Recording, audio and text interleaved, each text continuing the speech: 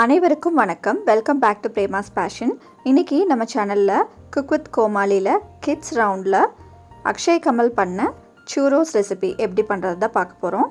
இந்த ரெசிபி பண்ணுறதுக்கு பேனில் 1 கப் தண்ணி எடுத்துக்கோங்க. எந்த கப்பில் தண்ணி எடுக்கிறீங்களோ அதே கப்பில் தான் நம்ம கோதுமை மாவு எடுத்துக்க போகிறோம். தண்ணியில் 2 டேபிள் ஸ்பூன் சுகர் ஆட் பண்ணிக்கோங்க. 2 டேபிள் ஸ்பூன் பட்டர் ஆட் பண்ணிக்கோங்க. இந்த தண்ணியில் பட்டர் நல்லா கரையணும். நீங்கள் இந்த அளவுக்கு பட்டர் எடுத்தால் தான் மாவு நல்லா சாஃப்டாக வரும். பாருங்கள், பட்டரும் சுகரும் நல்லா கரைஞ்சிருச்சு. தண்ணி இப்படி கொதித்து வரும்போது நீங்கள் அடுப்பை ஆஃப் பண்ணிடுங்க. அடுப்பை ஆஃப் பண்ணிவிட்டு நம்ம எடுத்து வச்சுருக்கிற கோதுமை மாவை இது கூட கொஞ்சம் கொஞ்சமாக சேர்த்து மிக்ஸ் பண்ணிக்கலாம். சூரோஸ் பார்த்திங்கன்னா மைதாவில் தான் பண்ணுவாங்க.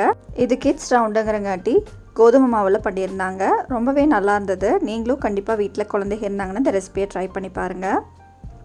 இந்த மாவு பாருங்கள் நல்லா ஒன்று சேர்ந்து வந்துருச்சு. சூடாக இருக்கும். சூடாக இருக்கும்போது தான் நம்மளால் பைப்பிங் பேக்கில் வச்சு இதை புளிய முடியும். கை பொறுக்கிற அளவுக்கு சூடு இருக்கிறப்போ இந்த மாவை நல்லா சாஃப்டாக பிசைஞ்சுக்கோங்க. இந்த மாதிரி பைப்பிங் பேக்கில் போட்டு நீளமாக பிழிஞ்சு கட் பண்ணி எடுத்துக்கோங்க. எண்ணெயை நல்லா மீடியம் ஃப்ளேமில் வச்சு எண்ணெய் காஞ்சதுக்கப்புறம் ஒவ்வொரு ஸ்டிக்காக போட்டுக்கோங்க. இதை நான் இது 2 சைடும் திருப்பி விட்டு ஃப்ரை பண்ணி எடுத்துக்கலாம். இந்த மாதிரி சூரோஸ் பார்த்திங்கன்னா ஒட்டிக்காது. நீங்கள் பிரித்து விட்டிங்கன்னா அழகாக பிரிஞ்சு வந்துடும்.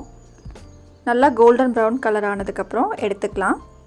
சூரோஸ் நல்லா சூடாக இருக்கும்போதே 1/4 கப் சுகரை நீங்கள் மிக்ஸி ஜாரில் போட்டு லைட்டாக பொடி பண்ணி எடுத்து இந்த மாதிரி கோட் பண்ணிக்கோங்க. இல்லைனா இந்த மாதிரி சாக்லேட் சாஸில் டிப் பண்ணி கொடுக்கலாம். இந்த சாக்லேட் சாஸ் எப்படி பண்ணுறதுன்னு பார்க்கலாம். ஒரு பேனில் 2 டேபிள் ஸ்பூன் கொக்கோ பவுடர் எடுத்துக்கோங்க. 1 டீஸ்பூன் கார்ன்ஃப்ளவர் மாவு எடுத்துக்கலாம். 3 டேபிள் ஸ்பூன் சர்க்கரை எடுத்துக்கோங்க. 1/2 கப் பால் எடுத்துக்கலாம். இதெல்லாமே சேர்த்து நல்லா கட்டி இல்லாமல் மிக்ஸ் பண்ணிக்கோங்க. மிக்ஸ் பண்ணதுக்கப்புறம் நீங்கள் அடுப்பு பற்ற வச்சுக்கோங்க.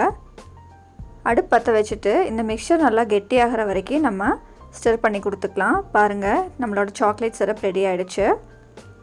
இதை நீங்கள் சுரோஸில் டிப் பண்ணி கொடுத்துட்டு மேலே ஸ்ப்ரிங்கிள்ஸ் போட்டு கிட்ஸுக்கு கொடுத்தீங்கன்னா ரொம்பவே விரும்பி சாப்பிடுவாங்க. நீங்களும் இந்த ஸ்நாக் ரெசிபியை உங்கள் வீட்டில் ட்ரை பண்ணி பார்த்துட்டு மறக்காமல் உங்கள் ஃபீட்பேக்கில் கமெண்ட் பாக்ஸில் கொடுங்க. நன்றி, வணக்கம்.